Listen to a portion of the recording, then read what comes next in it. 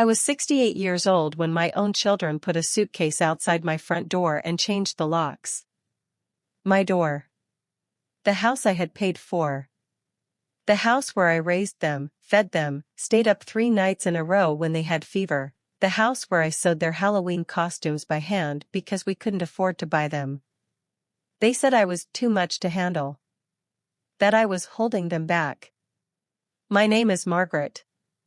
And what happened next, they never saw coming. I want to start from the beginning, because you need to understand who I was before all of this happened. I was a school teacher for 37 years. 3rd grade. I loved those children, every single one of them. I taught them how to read, how to add, how to be kind to each other. And every evening, I came home and gave whatever was left in me to my own 2 children, Daniel and Susan. Their father left when they were young.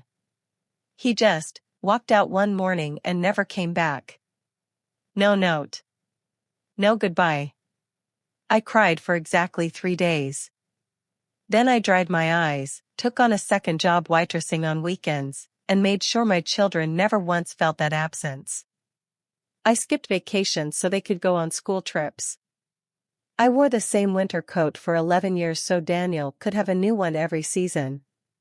I gave Susan my mother's gold earrings for her wedding, the only jewelry I had left from my own mother. I gave them everything. And I mean everything. When Daniel married Karen, I welcomed her with open arms. When Susan married Robert, I baked their wedding cake myself. I babysat grandchildren, I cooked Sunday dinners, I fixed their problems, I listened to their complaints. And then I turned 65, had a small stroke, and everything changed. The stroke wasn't serious. The doctors said I recovered remarkably well for my age. A little slower on my left side. Some fatigue. But I was fine. I was perfectly fine. But Karen, Daniel's wife, had decided I was a burden. It started with small things. She stopped inviting me to family dinners. Then Daniel started calling less. Then Susan, my daughter, my baby girl, started repeating things Karen said, almost word for word. Mom, you need to think about assisted living. Mom, we can't keep worrying about you. Mom, it's selfish to expect us to drop everything for you. Selfish. That word hit me like a slap. I had never once, not a single day in my life, asked them for anything. I had never complained. I had never demanded. I had never even told them how lonely I was after the stroke. And I was called selfish. Then came the family meeting. They sat me down in my own living room, the living room where I had held their birthday parties, where I had read them bedtime stories, where I had cried quietly at night so they wouldn't hear me, and they told me they had decided I should sell the house and move into a care facility. We found a nice place, Susan said, not looking me in the eyes. It's affordable. You'll have people your own age. And the money from the house, Karen added, oh, she couldn't help herself, could go toward the fees, and, well, we can handle the rest responsibly. There it was. The real reason. My house. My retirement savings. My life's work. I said I needed time to think. They gave me 2 weeks. I used those 2 weeks very wisely. The morning after that meeting, something shifted inside me. Something quiet, but very, very firm. I was not going to cry. I was not going to beg. I was not going to spend another day waiting for my children to love me the way I had loved them. Instead, I made an appointment with my lawyer, a sharp woman named Helen who I had known since she was a girl in my 3rd grade class. I told Helen everything. She listened without interrupting, and when I finished, she leaned forward and said, Margaret, do you know what your house is worth today? I did not. I had bought it for $42,000 in 1987. Helen pulled up the current market estimate on her computer and turned the screen to face me. $780,000. I sat very still for a moment. Then I said, Helen, I'd like to change my will. We spent the next 3 hours rewriting everything.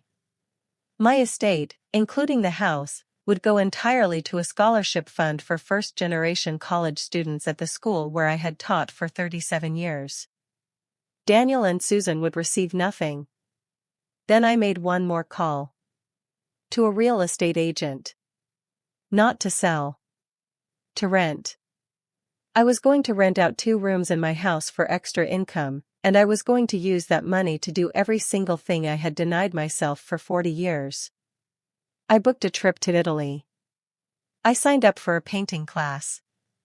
I joined a senior hiking group.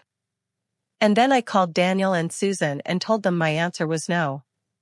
The house was staying mine. I was staying in it. And if they had a problem with that, they were welcome to discuss it with my lawyer. The silence on the other end of the phone was the most satisfying sound I had ever heard.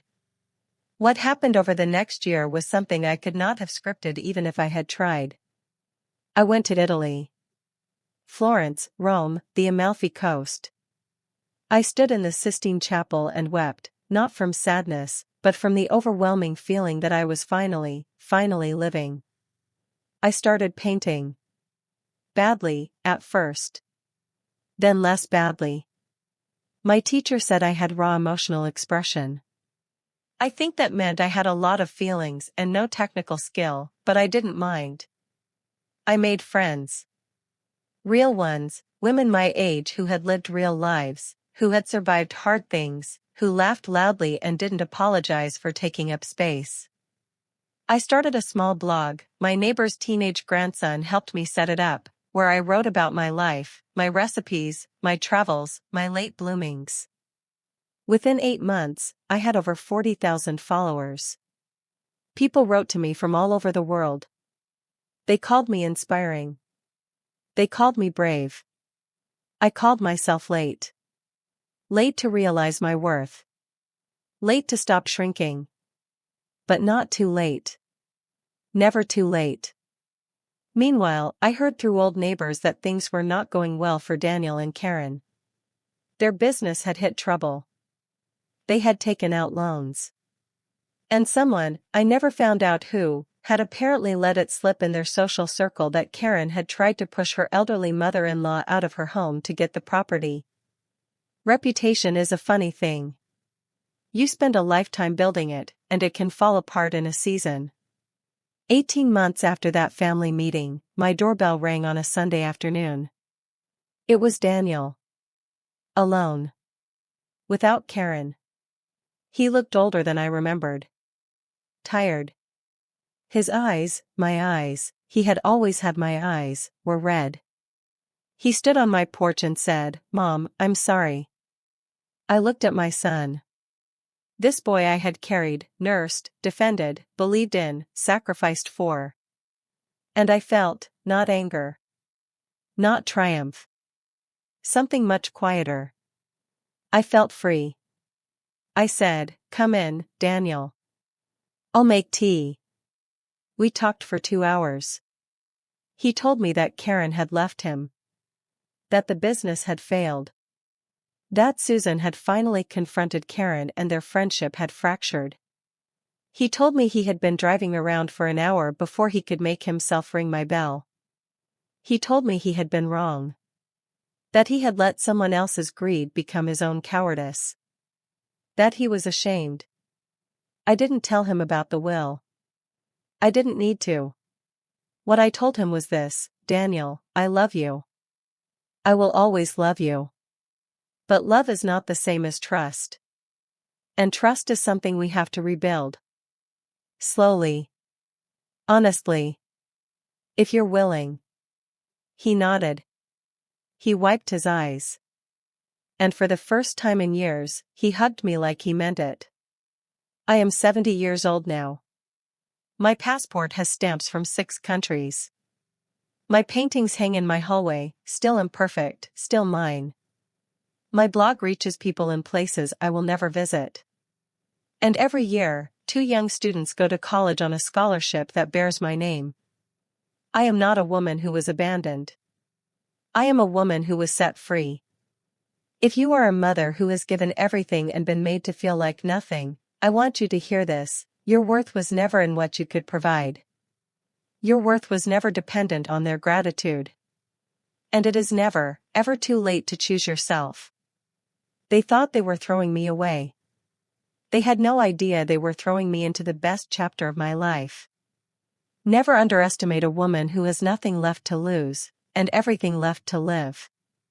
If Margaret's story touched your heart, give this video a thumbs up and subscribe. We share powerful stories of mothers who refuse to give up every single week.